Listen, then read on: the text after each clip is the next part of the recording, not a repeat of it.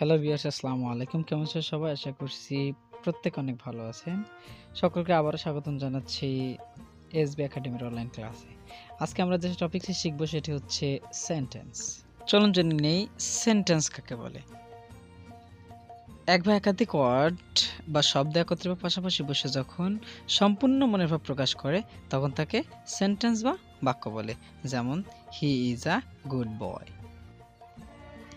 একটি সেন্টেন্সে দুইটি অংশ থাকে, এক সাবজেক্ট যার বাংলা হচ্ছে উদ্দেশ্য, দুই প্রেডিকেট যার বাংলা হচ্ছে বিধেয়।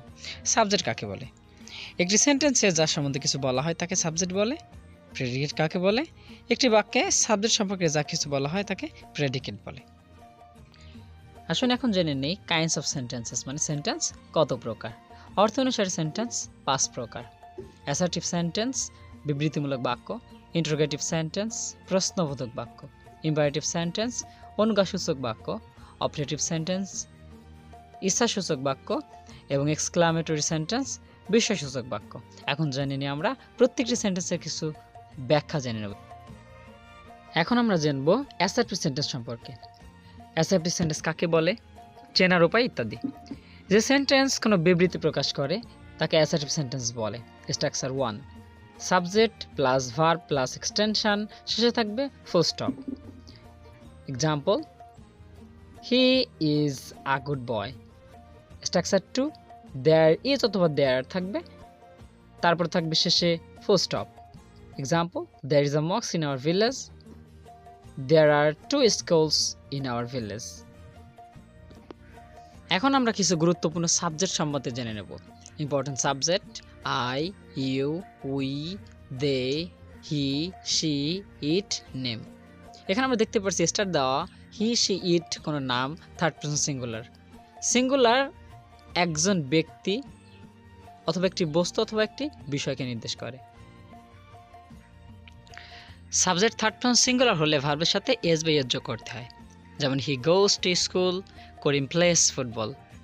এখন আমরা জেনে নেব কোন ভার্বের শেষে ইয়ের যোগ করে সিঙ্গুলার করতে হয় এবং কোন ভার্বের শেষে এর যোগ করে সিঙ্গুলার করতে হয়।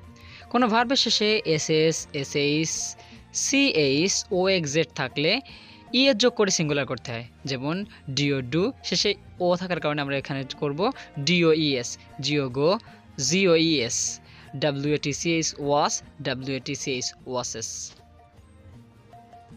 কোনো ভার্বের শেষে ওয়াই থাকলে এবং ওয়াইয়ের পূর্বে কনসোনেন্ট থাকলে ওয়াইয়ের স্থলে আই বসিয়ে এবং শেষে ইয়ের যোগ করে সিঙ্গুলার করতে হয়।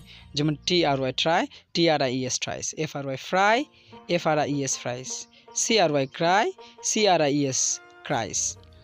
ওয়াইয়ের পূর্বে ভাওয়েল থাকলে ওয়াই অপরিবর্তিত থাকে এবং এস যোগ করে সিঙ্গুলার করতে হয়। যেমন P L A Y play, P L A Y S place. এখন আমরা জানবো ইন্টারোগেটিভ সেন্টেন্স সম্পর্কে বিস্তারিত। যে সেন্টেন্স দ্বারা কোনো প্রশ্ন করা বোঝায় তাকে ইন্টারোগেটিভ সেন্টেন্স বলে। স্ট্রাকচার 1, ডাবলএস কোশ্চেন থাকবে, শেষে থাকবে জিজ্ঞাসাবোধক চিহ্ন বা note of interrogation. Example, what is your name. আমরা এখানে দেখতে পাচ্ছি ডাবলএস কোশ্চেন হোয়াট এবং শেষে আছে নোট অফ ইন্টারোগেশন।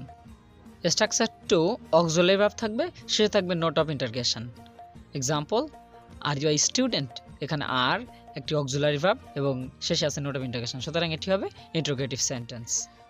চলুন এখন আমরা কিছু ডাবলএস কোশ্চেন এবং কিছু অক্সিলারি ভার্বের সাথে পরিচিত হই। আমরা দেখতে পাচ্ছি some WH questions: what, how, why, when, where, with whom, without whom, for whom, before whom, after whom. এগুলোকে ডাবলএস কোশ্চেন বলা হয়। এবং সাম অক্সিলারি ভার্ব হলো do, did, will, am, is, are, was, were, will be. কিছু modal auxiliary verb হলো can, could, should, must, etcetera ইত্যাদি। এগুলো interrogative সেন্টেন্সে ব্যবহার করা হয়। এখন আমরা জানবো ইম্পারেটিভ সেন্টেন্স কাকে বলে, চেনার উপায়। ইম্পারেটিভ সেন্টেন্সে সাবজেক্ট উল্লেখ থাকে না, ইউ উজ্জ থাকে সবসময়।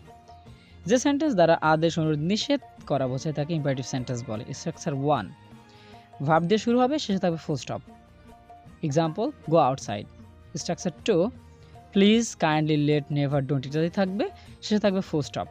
Example, please help me, kindly be quiet, let me go, never tell a lie, don't talk, etcetera.